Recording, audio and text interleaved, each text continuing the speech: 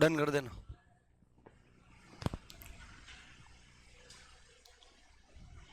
Okay. नमस्कार साथियों, the future plus class online Jodhpur में आपका हार्दिक स्वागत है। अपन बीएसटीसी की प्रश्नोत्तरी व्याख्या कर रहे थे, उसके अंदर अब हम बीएसटीसी के क्यों दिन आपके कम में, तो हम देख रहे हैं अब धीरे धीरे अब मॉडल पेपर शुरू करेंगे, क्योंकि काफ़ी यूनिट तो सब काफ़ी बच्चों का आपके हो चुकी है, ठीक है ना। तो 50 क्वेश्चन आपके आएंगे। अब वो 50 क्वेश्चन आएंगे कैसे, क्योंकि थ्योरी पढ़ने के साथ साथ मेन अपना उद्देश्य रहता है कि सर एग्जाम में क्वेश्चन को अटेंड कैसे करें, ठीक है ना, क्योंकि आपको मेन क्वेश्चन करना है, वहां पर थ्योरी नहीं लिखनी है आपको। थ्योरी तो हम इसलिए पढ़ा रहे हैं ताकि आपको शब्दों का अर्थ पता चल जाए। तो अब हम मॉडल पेपर के हिसाब से चलेंगे, ठीक है ना, यूनिट वाइज नहीं, अब मॉडल पेपर सब मिक्स में चलेंगे अपन, ठीक है ना, कि कैसे क्या सवाल आते हैं, ठीक है। तो आपका पहला क्वेश्चन क्या है, देखो, शिक्षकों के प्रशिक्षण से, देखो आपको शब्द के अर्थ समझने हैं। अब ध्यान से समझना, मैं रामायण क्या समझा रहा हूं, सुनो।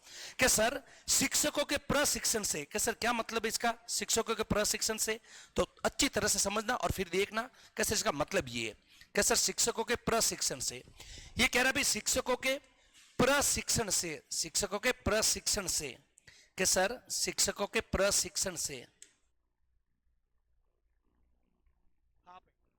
अब बात आती है शिक्षकों के प्रशिक्षण से। अब देखो यहाँ पर जो 4 ऑप्शन दे रखे ना, मुझे मैं क्लियर के साथ कहता हूं, अगर तुम एग्जाम देने जाते ना, क्योंकि मैं अब आपको पहले ही कह देता हूं, अब अपन टॉपिक वाइज नहीं चलेंगे। अब अपना उद्देश्य रहेगा 10 मॉडल पेपर करने। 10 मॉडल पेपर का मतलब एक मॉडल पेपर में होते 50 सवाल, जैसे आपके बीएसटीसी के अंदर आएंगे कि सर 50 सवाल आएंगे, ठीक है। तो हम सब यूनिट को कॉमन करके 7 यूनिट को अब उसके अकॉर्डिंग चलेंगे।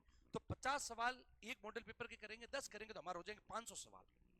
500 सवाल करते ही आपके उससे होगा क्या, देखो, चाहे वो क्वेश्चन एग्जाम में आवे या नहीं आवे उससे कोई मतलब नहीं है, ठीक है। क्या पता वो ऐसे कैसे आ भी जावे, अगर वो नहीं भी आवे ना, तो आप उसको आराम से कर सकते हो, क्योंकि आपको शब्दों के अर्थ समझ में आ जाएंगे कि अर्थ क्या है, ठीक है। अब यहाँ पर अगर होता ये कि सर शिक्षकों के प्रशिक्षण से, तो आप यहाँ पर क्या उत्तर लगा के आते हैं, मैं ये भी बता देता हूँ। ऑप्शन दे रखा है, उनका विषय ज्ञान बढ़ता है, उन्हें नियुक्ति प्राप्त होती है, नियुक्ति का मतलब उन्हें ज्वाइनिंग प्राप्त होती है, ठीक है। कि सर नियुक्ति, कि सर उन्हें ज्वाइनिंग प्राप्त होती है, कि सर उन्हें नियुक्ति प्राप्त होती है, उन्हें ज्वाइनिंग प्राप्त होती है।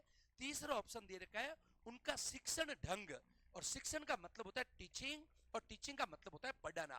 पूरा शब्दों का खेल है। मैं अभी भी कह रहा हूं, तुम कितनी भी थ्योरी पढ़ के चले जाओ, जब तक आपके शब्दों के अर्थ आपको नहीं आएंगे आप उत्तर नहीं कर पाओगे। अब मेरा लास्ट उद्देश्य यही है, बस 10 मॉडल पेपर करा दूं, ठीक है।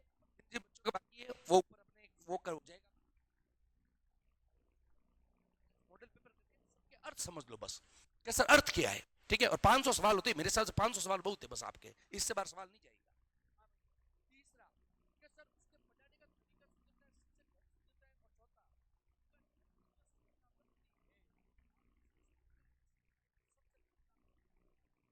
चौथा, शिक्षकों के प्रशिक्षण से ये कहना क्या चाहता है, तो इस लाइन का मतलब समझो और अच्छी तरह समझो, ध्यान से सुनो, मेरी बात सुनो। जब आप बीएसटीसी करोगे ना, कि सर जब हमारे बीएसटीसी में नंबर आ जाता है या फिर हमारे बीएड में नंबर आ जाता है, तो जब बीएसटीसी और बीएड में नंबर आएंगे तो आप करोगे ट्रेनिंग। आप डायरेक्ट टीचर नहीं बनोगे, आप पहले क्या करोगे, ट्रेनिंग। तो आप जो ट्रेनिंग करोगे ना, उस ट्रेनिंग को आप बोलोगे प्रशिक्षण, उस ट्रेनिंग को बोलोगे आप प्रशिक्षण। तो बात आती है उस ट्रेनिंग के अंदर में क्या सिखाया जाता है, उस ट्रेनिंग का मतलब क्या होता है। जो बीएसटी और बीएड की आप ट्रेनिंग करोगे, क्योंकि बच्चे यहाँ पर क्या करेंगे, बच्चे ये सोचेंगे कोई टीचर बन गया है, अब वो टीचर पढ़ाएगा तो उससे रिलेटिव पर्सन है क्या, नहीं, पर्सन की लैंग्वेज समझो। शिक्षकों के प्रशिक्षण से, इसका मतलब कोई बच्चा अगर बीएसटीसी बीएड में पास होता है तो ट्रेनिंग करेगा, तो वो ट्रेनिंग करेगा, उस ट्रेनिंग को हम कहते हैं प्रशिक्षण, उस ट्रेनिंग को हम कहते हैं प्रशिक्षण। किस ट्रेनिंग करने से फायदा क्या है, बस रामायण ये। तो सबसे पहला उनका, उनकी नियुक्ति पर नियुक्ति होती है, आपको ऐसे नियुक्ति व्यक्ति ये तो छोड़ो, नियुक्ति मतलब कोई मतलब नहीं है, ट्रेनिंग करते नियुक्ति हो जाएगी क्या, नहीं। ट्रेनिंग करोगे, ट्रेनिंग करने बाद में वापस रीट के अगर आप एग्जाम दोगे, नियुक्ति तो प्राप्त होगी, तो आपको उससे रीत हटा दो। सबसे पहली बात ध्यान रखना, साइकोलॉजी की और टीचिंग एप्टीट्यूड की एक आदत होती है कि अगर आपको इसमें पर्सन के उत्तर को डिलीट करना आ गया तो आपको उत्तर ऑटोमेटिक मिल जाएगा। जैसे यहाँ पर इन्होंने क्या दिया कि अगर कोई बच्चा ट्रेनिंग कर रहा है तो क्या ट्रेनिंग करते उसको नियुक्ति मिल जाएगी क्या, आपको नहीं सर, ट्रेनिंग करते नियुक्ति नहीं मिलेगी, उसका और एग्जाम देना पड़ेगा, ये तो डिलीट। अगला सवाल, उनका शिक्षण ढंग सुधर जाता है, आपको कैसा थोड़ा सा सही दिख रहा है, शिक्षण ढंग सुधर जाता है, ठीक है। चौथा, उनकी नेतृत्व क्षमता, अरे अभी तक वो टीचर ही नहीं बना है, अभी तो ट्रेनिंग में वो, अभी तक तो वो ट्रेनिंग में। और अपने नेतृत्व में क्या पढ़ा था? नेतृत्व में हमने ये पढ़ा था कि सर एक शिक्षक होता है, और शिक्षक जो होता है ना, शिक्षक के कार्य और व्यवहारों से बच्चा होता है प्रभावित। बच्चा होता है प्रभावित, और बच्चा करता है टीचर को फॉलो, अर्थात बच्चा टीचर का कहलाता है अनुयायी। अभी तक तो भाई साहब टीचर बने ही नहीं है, तो नेतृत्व क्षमता कहां से करोगे? क्योंकि अभी तक आप तो चल रहे हो ट्रेनिंग में। इसका मतलब अभी तक आप टीचर नहीं बने हो, तो आपको कैसे भी हटाओ? नेतृत्व क्षमता कब करोगे? जब आप टीचर बनोगे, जबकि अभी तो आप ट्रेनिंग में हो। तो आप कहोगे नहीं सर ये भी हटा दो, ये भी डिलीट कर दिया मैंने। तो आप देखो 2 डिलीट हो गए। अगला, उनका विषय ज्ञान बढ़ता है और उनका शिक्षण ढंग सुधरता है। बस ये 2 चीज आई है। सर अब कौन सा उत्तर लगावे, वरीयता ज्यादा किसको दे? तो ध्यान से सुनना, अच्छी तरह से सुनना। आप जब बीएसटी से बीएड की ट्रेनिंग करोगे ना, तो आपको उसके अंदर सब्जेक्ट होते हैं, आपके सब्जेक्ट होते हैं आपके, ठीक है? कि सर हमारे ये सब्जेक्ट होते हैं, जैसे कि बीएड कर ली तो उसके कंपलसरी सब्जेक्ट होते हैं कि आर्ट्स है, साइंस है, ये सब्जेक्ट होते हैं। तो आपको ट्रेनिंग के समय क्या किया जाता है? स्कूलों के अंदर पढ़ाने भेजते हैं। कैसा? स्कूलों के अंदर जाओ, पढ़ा कराओ। तो यहां पर लिख रखा शिक्षण ढंग सुधरता है। अरे भाई शिक्षण ढंग तो तब सुधरेगा जब आपको कुछ ज्ञान होगा। आपको ज्ञान होगा तब शिक्षण ढंग सुधरेगा। अभी तो आपको ज्ञान भी नहीं है, अभी तो आप ट्रेनिंग में चल रहे हो, अभी तो आप ट्रेनिंग में चल रहे हो, अभी तो आप सब्जेक्ट का नॉलेज ही नहीं है। तो आपको कैसे ट्रेनिंग में क्या सिखाया जाता है? ट्रेनिंग में आपको सब्जेक्ट के बारे में होगा नॉलेज, फिर आप सीखोगे बच्चों को कैसे पढ़ाना है। तो इसका मतलब पहले तो होना चाहिए विषय का ज्ञान। अगर विषय का ज्ञान ही नहीं है तो फिर शिक्षण ढंग कैसे सुधारोगे? तो सबसे पहले आपको कैसे उत्तर लगाओ इसमें, क्या उनका विषय का ज्ञान बढ़ता है। ठीक है, जैसे ही आप प्रशिक्षण ट्रेनिंग में जाओगे, बीएसटीसी बीएड में पास होंगे, तो आपके जो भी सब्जेक्ट होंगे, आप जब स्कूलों में पढ़ाने जाओगे तो वहां पर आपके विषय का ज्ञान बढ़ेगा। पहले विषय का ज्ञान बढ़ेगा, जब आपको विषय का नॉलेज होगा, फिर दूसरा टॉपिक क्या चलेगा, फिर आपका शिक्षण ढंग सुधरेगा, फिर आप कंपटीशन एग्जाम दोगे, फिर आप टीचर बनोगे, टीचर बनते ही फिर आप बच्चों का क्या करोगे? नेतृत्व। तो आपको सब प्रोसेस वाइज चलो। तो ट्रेनिंग में सबसे पहले विषय का ज्ञान बढ़ता है, तो उत्तर लगा कराना विषय का ज्ञान बढ़ता है। ठीक है, गलती मत करना, ध्यान रखना। यहाँ पर प्रशिक्षण का मतलब है ट्रेनिंग से। ठीक है, और ट्रेनिंग इसलिए होती है ताकि आपको सब्जेक्ट का नॉलेज हो सके, क्योंकि आप टीचर बनोगे फिर आगे जाके, तो टीचर बनोगे, सब्जेक्ट का नॉलेज ही नहीं है तो टीचर कहां से बनोगे? तो आप कहोगे सर उनके विषय का ज्ञान बढ़ता है। Second option. ठीक है, कोई भी वापस समझ में नहीं आवे बाद में लास्ट में आराम से पूछ लेना। हाँ भाई, अगला क्वेश्चन आप अपने मन से सबके उत्तर भी सोचते रहो आराम से, ठीक है ना। एक प्रभावी शिक्षण प्रक्रिया। हाँ भाई, शिक्षण प्रक्रिया, पहली बात सबको क्लियर है। शिक्षण प्रक्रिया, शिक्षण प्रक्रिया मतलब पढ़ाई चल रही है। एक तो होती है सत्र के अंत में, आपको याद आ रहा होगा मैंने पढ़ाया था आकलन, मैंने पढ़ाया, एक तो पढ़ाया था फॉर, फॉर का मतलब प्रक्रिया के दौरान, एक पढ़ाया था ऑफ, ऑफ का मतलब शिक्षण प्रक्रिया का अंत, सत्र का अंत। तो ये कह रहा है एक शिक्षक प्रभावी शिक्षण प्रक्रिया का निम्नलिखित में से किसने न्यूनतम, किससे न्यूनतम संबंध होना चाहिए? किससे न्यूनतम संबंध होना चाहिए? हाँ भाई, आप टीचर हो, आपने कह दिया सर हम टीचर बन गए, ठीक है। अब वो तो ट्रेनिंग का पर्सन था, ध्यान रखना। अब आपको यहां पर टीचर बना दिया है, क्योंकि अब आप क्या कर रहे हो? शिक्षण प्रक्रिया, इसका मतलब आप पढ़ा रहे हो। शिक्षण प्रक्रिया मतलब अब आप पढ़ा रहे हो। अभी मैं जो कर रहा हूं ना, ये शिक्षण प्रक्रिया है। अभी मैं कर रहा हूं क्या है? शिक्षण प्रक्रिया, क्योंकि पढ़ाई चल रही है। तो एक पढ़ाई के दौरान मैं सबसे कम से कम किससे संबंध रखूंगा, ये प्रश्न पूछ रहा है। तो भाई साहब मैं अब टीचर हूं और मैं आपको पढ़ा रहा हूं, मैं शिक्षण प्रक्रिया करवा रहा हूं आपको कि सर आप टीचर हो, आप हमें शिक्षण प्रक्रिया करा रहे हो, तो मैं टीचर होने के नाते सबसे कम संबंध किससे रखूंगा? भाई बात है ये, पहली बात। हाँ भाई, रटने से, वाद विवाद से, गृह कार्य से, या समस्या समाधान से। आपको उत्तर तो चारों में थोड़े बहुत सही दिख रहे, ठीक है। अब हम वरीयता किसको दे? तो मैंने आपको एक अच्छी तरह से थोड़ा सा याद आ रहा हो तो मैंने एक चीज बताई थी आपको, आंसू बेल। जो पुराने बच्चे उनको मैंने बताया था आंसू बेल के अनुसार अधिगम के 4 प्रकार होते हैं। आंसू बेल के अनुसार अधिगम के 4 प्रकार होते हैं। सबसे पहले प्रकार होता है रटता, सबसे पहला होता है रटता। सेकंड नंबर होता है मीनिंगफुल सीखना, अर्थात उसको समझकर सीखना। कैसा? सेकंड नंबर होता है समझकर सीखना, समझकर सीखना। तीसरा ग्रहण करना, और चौथा खोज करना। तो आप कहोगे सर आंसू बेल जी ये कहते हैं कि बहुत ही दुर्भाग्यपूर्ण की बात है कि आज के समय भी शिक्षक बच्चों को रटने पर जोर देते।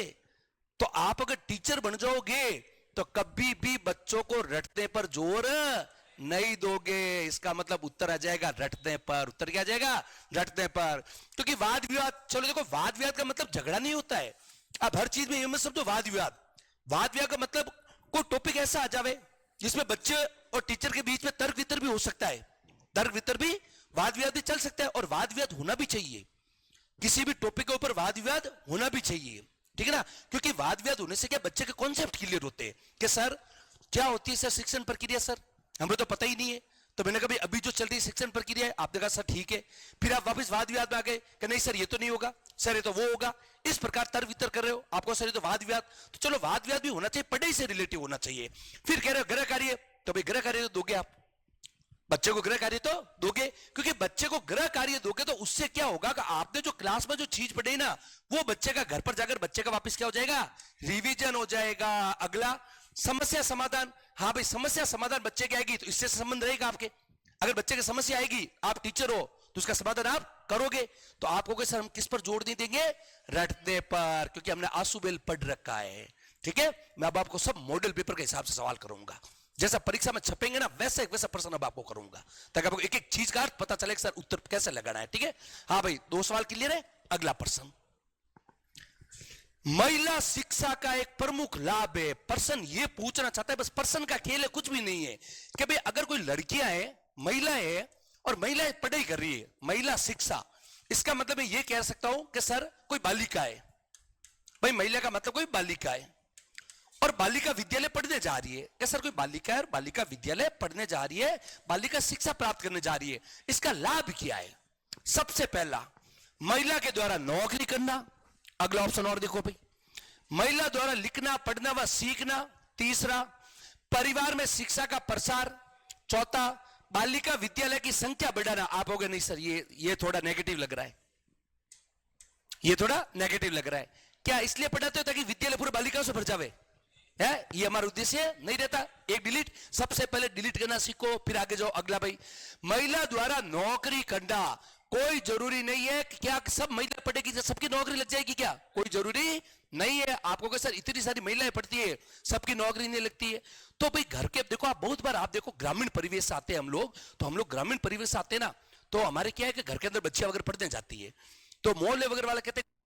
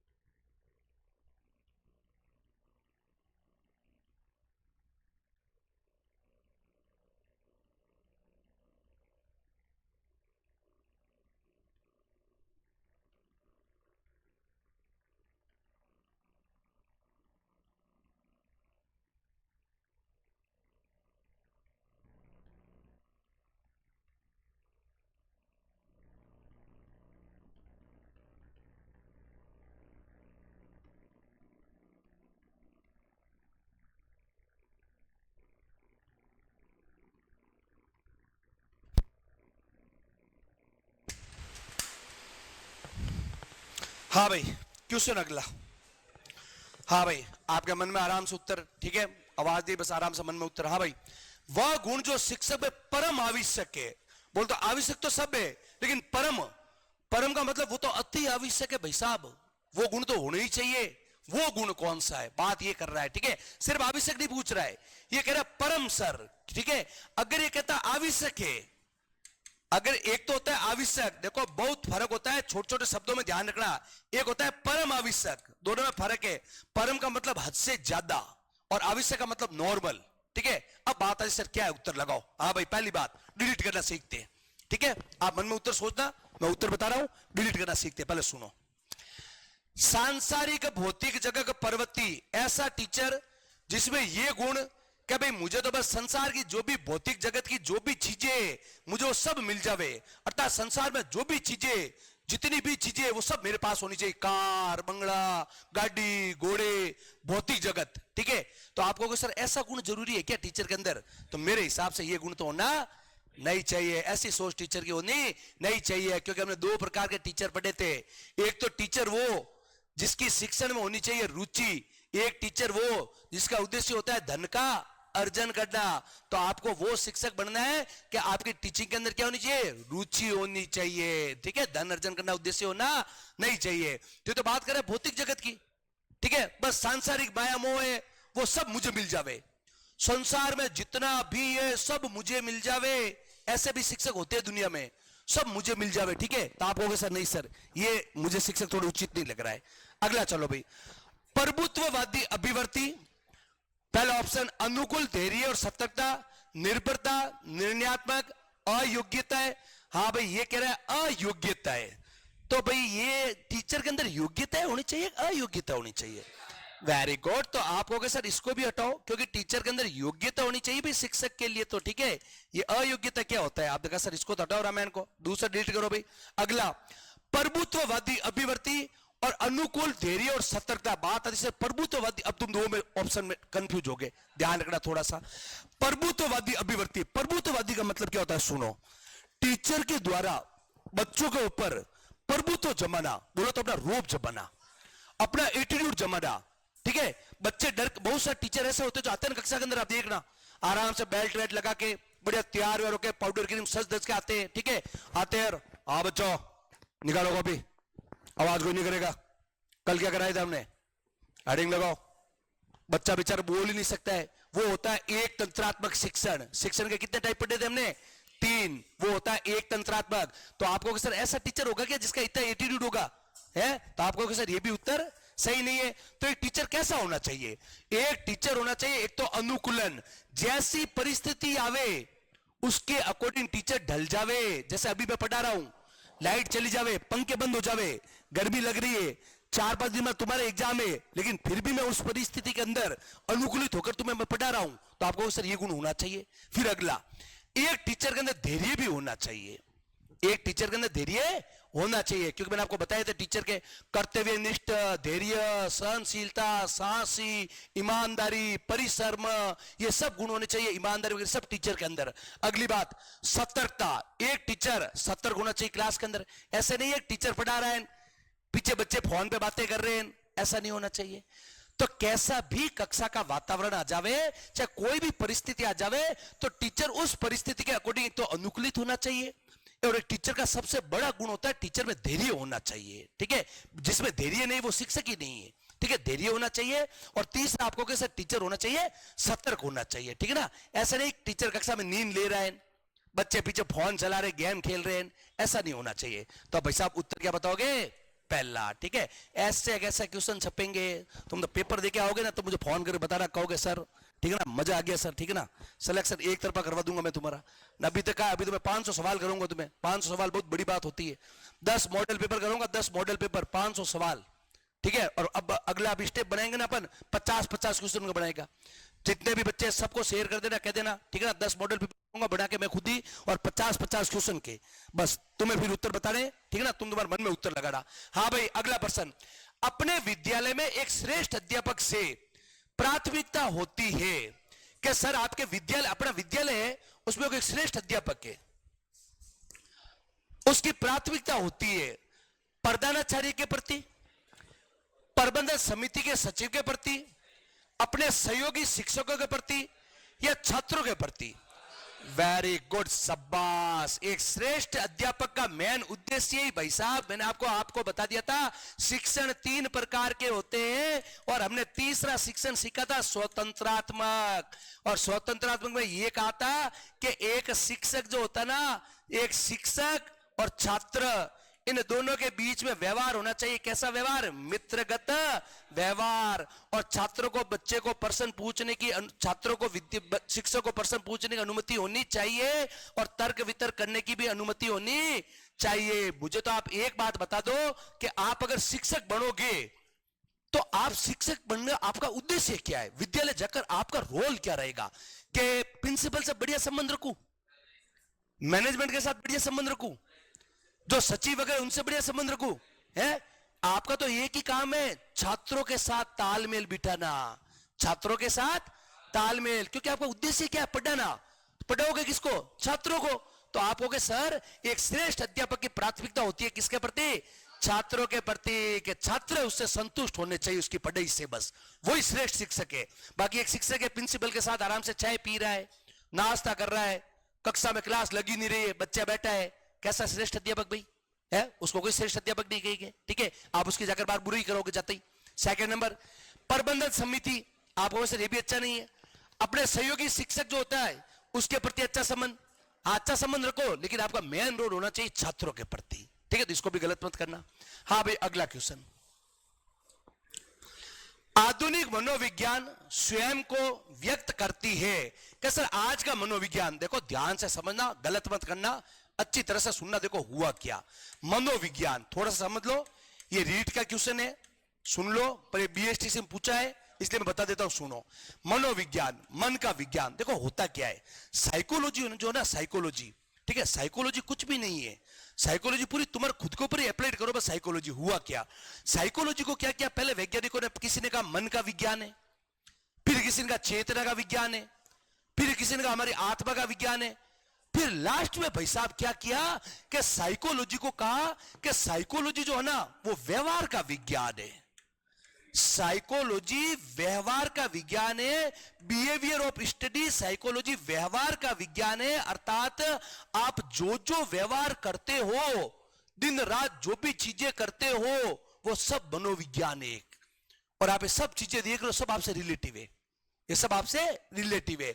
तो साइकोलॉजी, आप कहोगे सर साइकोलॉजी ये नहीं होगा, विकास का रूप ये नहीं होगा, समाजीकरण का विकरण ये नहीं होगा, व्यवहार के विज्ञान के रूप में होगा, ठीक है?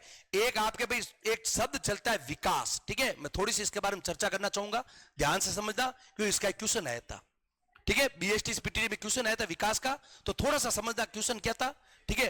कि सर क्वेश्चन क्या था, थोड़ा सा समझना क्वेश्चन क्या था, सुनो। हाँ भाई, थोड़ा सा समझ अच्छी तरह सा कि सर एक तो होता है अभिवृद्धि, गलत करके बताना, परीक्षा में विकास का प्रश्न आएगा, ध्यान रखना। एक होता है विकास, और तुम ध्यान रखना अगर विकास का प्रश्न आ जाए ना, पूछ देना शिक्षक का उद्देश्य बच्चों के विकास के लिए क्या होता है, तुम्हें बताना है सर्वांगीण विकास। तुम्हें क्या बताना है? सर्वांगीण विकास। सर्वांगीण विकास का मतलब सब प्रकार का विकास, ज्ञानात्मक, भावात्मक, संज्ञानात्मक, क्रियात्मक, वो होता है। अब बात आती है अभिवृद्धि क्या होती है, विकास क्या होती है, तुम्हें कंफ्यूज करेगा यहां पर, तो ध्यान से समझ लो, ठीक है? शब्द का खेल है ताकि तुम आराम से समझ सकते हो क्या अभिवृद्धि क्या होती है। सुनो, अभिवृद्धि का मतलब होता है ओनली फॉर लंबाई से, आकार से। क्या सर अभिवृद्धि का मतलब होता है ओनली फॉर आकार से या लंबाई से? क्योंकि आपको प्रश्न पूछेगा, एक शिक्षक का शिक्षण कराते समय उद्देश्य होता है अभिवृद्धि से, ऑप्शन बी विकास से, इधर आवाज दे भाई, ऑप्शन बी विकास से, अभिवृद्धि से। तो तुम्हें तो अभिवृद्धि विकास का मतलब ही पता नहीं क्या होता है, ठीक है? तो ध्यान से सुनो होता क्या, देखो विकास, विकास क्या होता है, विकास के अंदर सब चीजें आती है। विकास वर्तुलाकार होता है, इसमें जन्म से लेकर के सर कोई भी व्यक्ति जन्म से लेकर मृत्यु तक, जन्म से लेकर मृत्यु तक उसका जितना भी विकास होता है, सर्वांगीण विकास जिसमें सब विकास आ जाते हैं, वो होता है विकास। जैसे अभी आप पढ़ाई कर रहे हो, ये आपका क्या है, विकास, अभिवृद्धि नहीं है। आपको अभिवृद्धि क्यों नहीं है, तो सुनो, अभिवृद्धि का मतलब ओनली फॉर किससे होता है, लंबाई से। मैंने कहा राम नाम का एक लड़का है जो 6 फीट का है, आपको परीक्षा में पूछेगा निम्न में से इस लंबे, यहां पर लंबे का आशय किससे, अभिवृद्धि से या विकास से? तो आप बताओगे अभिवृद्धि से, क्योंकि लंबाई, अगर लंबाई की बात आती है, सिर्फ सिर्फ आकार की बात आ रही है तो अभिवृद्धि है। बाकी जो भी विकास है, आप पढ़ाई कर रहे हो, आप नौकरी लगोगे, आप बिजनेस करोगे, आप अच्छा कमा रहे हो, ठीक है, अच्छा समाज में आपका अच्छा व्यवहार है, अच्छा, तो ये सब आएंगे विकास के अंदर। तो अभिवृद्धि में सिर्फ आती है लंबाई, और विकास में बाकी सब चीजें आती है विकास में, ठीक है। तो गलती मत करना इसमें, ठीक है। जस्ट आगे आ जाओ। हाँ भाई, अगला क्वेश्चन, सामाजिक रूप से परिपक्व व्यक्ति का श्रेष्ठ लक्ष्य है। वेरी गुड, सामाजिक रूप से परिपक्व व्यक्ति। देखो, परिपक्व एक तो होता है मैच्योर, मैच्योर व्यक्ति वो होता है, परिपक्व व्यक्ति वो होता है जो समाज के अंदर, एक मैं आपको शॉर्टकट में समझो, ग्रामीण परिवेश में तो सुनना, अपन कभी कहते हैं ना कि हाँ हमें में लक्कड़ आई गया है, हमें में लक्कड़ आई गया है, उसको कहते हैं परिपक्व, सामाजिक परिपक्व व्यक्ति, जो समाज के नियमों का पालन कर सके, ठीक है, समाज के नियमों का अच्छी तरह से पालन कर सके। बाकी बहुत बार कहते हैं ना अपन, कह रहे अभी तो ये छोटा है सर, इसमें तो अभी तक लक्कड़ नहीं आए, तो इसका मतलब सामाजिक परिपक्वता मतलब आप अपनी लैंग्वेज में समझ लो कि लक्कड़ आ जाना, गुण आ जाना, समाज के अंदर बैठना उठना बैठना, इसको कहते हैं सामाजिक परिपक्वता। हाँ भाई, प्रश्न क्या है, सामाजिक रूप से परिपक्व व्यक्ति का श्रेष्ठ लक्ष्य क्या है? क्रोधपूर्ण व्यवहार। अगर कोई लड़का कोई क्रोधपूर्ण व्यवहार कर रहा है तो उसमें लक्कड़ आ गए समाज के, है? आप कह सकते हो सर ये सब मैच्योर हो गया, नहीं हुआ, हटाओ इसको भाई। संयमपूर्ण व्यवहार, थोड़ी देर रुक जाओ, संयम कर रहा है बच्चा, रुक जाओ, तीसरा ऑप्शन आ जाओ। संवेगात्मक रूप से अस्थिर व्यवहार, और चौथा तटस्थ व्यवहार, तटस्थ हटाओ। संवेगात्मक रूप से ये कह रहा है अस्थिर, स्थिर नहीं भाई, अस्थिर नहीं होना चाहिए, स्थिर होना चाहिए। संवेग हमेशा कैसे होना चाहिए? स्थिर, क्योंकि मैंने क्या बताया था, संवेग वो होते हैं जो ऑटोमेटिक उत्पन्न होते हैं। जैसे क्रोध, क्रोध आपको इच्छा से आता है क्या? क्रोध आपको इच्छा से आता है क्या? नहीं आता, तो क्रोध क्या है? संवेग। तो मुझे बताओ, अगर आपको क्रोध आ गया और आपके समाज के अंदर बैठे हो, समाज में बड़े प्रतिष्ठित लोग बैठे और आपको किसी ने कुछ तुच्छ शब्द बोल दिया, ठीक है, और आपके अगर मैच्योर हो तो आप चुपचाप उन शब्दों को ग्रहण करोगे, इसका मतलब आप मैच्योर हो, आप में समाज में बैठने के लक्षण है। और अगर अस्थिर, क्रोध आते ही आप तो वहां भड़क गए, दो शब्द बोलते ही, मेरे तो नहीं आना आज के बाद समाज में, मुझे समाज से मतलब ही नहीं है, मुझे आज के बाद बुलाना ही मत, तो आप कहोगे सर ये व्यक्ति कौन सा परिपक्व व्यक्ति है? जब वो जाएगा तब पीछे वाले व्यक्ति क्या पता है, इनमें तो लक्कड़ ही को नहीं है, इसमें तो अभी तक लक्कड़ भी नहीं है, ठीक है, इसको कहते हैं परिपक्व व्यक्ति। तो आपको सर ये भी हटाओ। संयमपूर्ण व्यवहार, व्यवहार कैसा होना चाहिए? संयमपूर्ण, उसको कहते हैं मैच्योर व्यक्ति, ठीक है, जो आराम से समाज के अंदर बैठता है, जो भी बात होती है उसको संयमपूर्ण सुनता है, गलत होती है उसको भी सुनता है, सही होता है उसको भी सुनता है, ठीक है, सबकी बातें सुनता है, फिर अपना निर्णय देता है, तो संयम रखता है। तो आपको सर उत्तर होगा संयमपूर्ण व्यवहार। जस्ट अगला क्वेश्चन, शिक्षण व्यवसाय का अनिवार्य तत्व है। हाँ भाई, शिक्षण व्यवसाय, मैंने आपको पहले ही कह दिया था, शिक्षण एक क्या है भाई? शिक्षण एक क्या है? व्यवसाय, क्योंकि तुम्हें एक मैंने यूनिट पढ़ाई थी, शिक्षण अभिवृत्ति, शिक्षण अभिवृत्ति के सर मतलब, मैंने कहा था शिक्षण एक व्यवसाय, और इस व्यवसाय के प्रति अभिवृत्ति का मतलब नजरिया, अभिवृत्ति का मतलब होता है नजरिया, नजरिया का मतलब शिक्षण के प्रति आपकी सोच क्या है, टीचिंग के प्रति आपकी सोच क्या है, टीचिंग के प्रति आपकी सोच क्या है, ठीक है। तो आप कहोगे सर शिक्षण व्यवसाय का अनिवार्य तत्व, पहला भाई अध्ययन रुचि, एक तो हटाओ, गेहुआ रंग, इससे क्या लेना भाई शिक्षण से? है कोई टीचर पढ़ा रहा हो काले गोरे रंग का, इसका कोई पढ़ाई से लेना देना है क्या? कोई लेना देना नहीं है, गेहुआ रंग तो हटा दो। अगला, राजनीतिक प्रभाव, आकर्षक व्यक्तित्व या अध्ययन रुचि, राजनीति से क्या लेना भाई टीचर को? टीचर को राजनीति से क्या लेना है? अगला, आकर्षक व्यक्तित्व, उसकी पर्सनैलिटी। अब अगर कोई आपके सामने में एक ऐसा टीचर रख दूं जिसकी 6 फुट की पर्सनैलिटी है, दिखने में अच्छा, स्मार्ट, एकदम बढ़िया, ठीक है, 6 फुट की पर्सनैलिटी है, लेकिन उसको पढ़ाना ही नहीं आता है, लेकिन उसको पढ़ाना नहीं आता है, लेकिन उसकी पर्सनैलिटी अच्छी है, तो क्या आपके लिए वो टीचर है क्या? नहीं। तो आपको हमारे क्या काम का ऐसा व्यक्ति? आपको इसको भी हटाओ। तो आपके अनिवार्य तत्व, तो वो टीचर अच्छा होगा जिसकी पढ़ाने के अंदर क्या होनी चाहिए? रुचि, क्योंकि मैंने बताया था टीचर दो प्रकार के होते हैं, एक तो रुचि वाला और दूसरा धन अर्जन करने वाला। तो जिसकी अध्ययन में रुचि होगी वो टीचर, आप कहोगे सर वो टीचर अच्छा होगा। जस्ट अगला क्वेश्चन आपके, बीएड में सूक्ष्म शिक्षण की आवश्यकता क्या होती है? मेरी बात सुनना ध्यान से। जिस समय आप बीएड वगैरह करोगे ना, तो आपकी बीएड की ट्रेनिंग करोगे ना, तो आपको माइक्रो टीचिंग एक चलेगा, ठीक है? ये माइक्रो टीचिंग जो आपके चलेगा ना, टोटल आपके चलेगा 36 मिनट का। टोटल कितने मिनट का चलेगा? 36 मिनट का। मैं अभी यहां पर आपको माइक्रो टीचिंग नहीं सिखाऊंगा, कारण है इसका, क्योंकि आपको जब आप नंबर आ जाएगा ना एसटीसी के अंदर, तो जब आप एसटीसी बीएड करने जाओगे ना, तो आपको वहां पर कॉलेज में सिखाएंगे माइक्रो टीचिंग, ठीक है? हालांकि माइक्रो टीचिंग में होता कुछ भी नहीं है। आप जब स्कूल में पढ़ाने जाओगे ना, तो पहले पाठ योजना तैयार करना, फिर उसका प्रस्तुतिकरण करना, फिर वापस योजना वापस तैयार करना, फिर वापस उसी चीज को एक बार वापस पढ़ना, इसको कहता है माइक्रो टीचिंग। तो ये जब आप ट्रेनिंग करोगे ना, तो वहां पर आपको सिखाया जाएगा। अभी हमारा उद्देश्य ये नहीं, अभी हमारा क्या उद्देश्य है वो सुनो। बीएड में सूक्ष्म शिक्षण की आवश्यकता क्या है? माइक्रो टीचिंग आवश्यकता क्या है? विभिन्न कौशल के विकास के लिए, पृष्ठ पोषण हेतु, पाठ योजना पूर्ण करने हेतु या स्व मूल्यांकन के हेतु। बात अच्छा, विभिन्न कौशल का विकास, पृष्ठ कुपोषण हेतु, पाठ योजना पूर्ण करने हेतु या स्व मूल्यांकन हेतु। कि सर अब उसमें उत्तर हम क्या लगा भाई? तो भाई सुनो, एक एक चीज सुनते जाओ। स्व मूल्यांकन, इसको तो हटाओ भाई। क्या टीचर से स्वयं का मूल्यांकन करेगा क्या? नहीं, ठीक है? स्वयं का मूल्यांकन करना घर पर ही कर लेगा, स्कूल क्यों आएगा वो, ठीक है? अगला, क्या सर पाठ योजना पूर्ण करने हेतु, पृष्ठ पोषण हेतु, विभिन्न कौशल के विकास हेतु।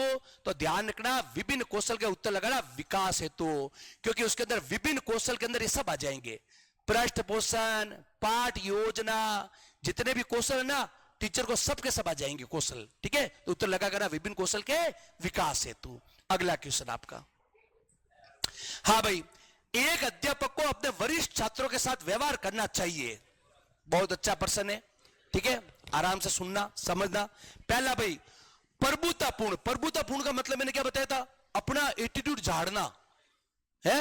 क्या टीचर ऐसा होगा कि बच्चों के सामने अपना एटीट्यूड झाड़ेगा कि चुपचाप बैठ जा, आवाज आई है? ऐसा टीचर होना चाहिए क्या?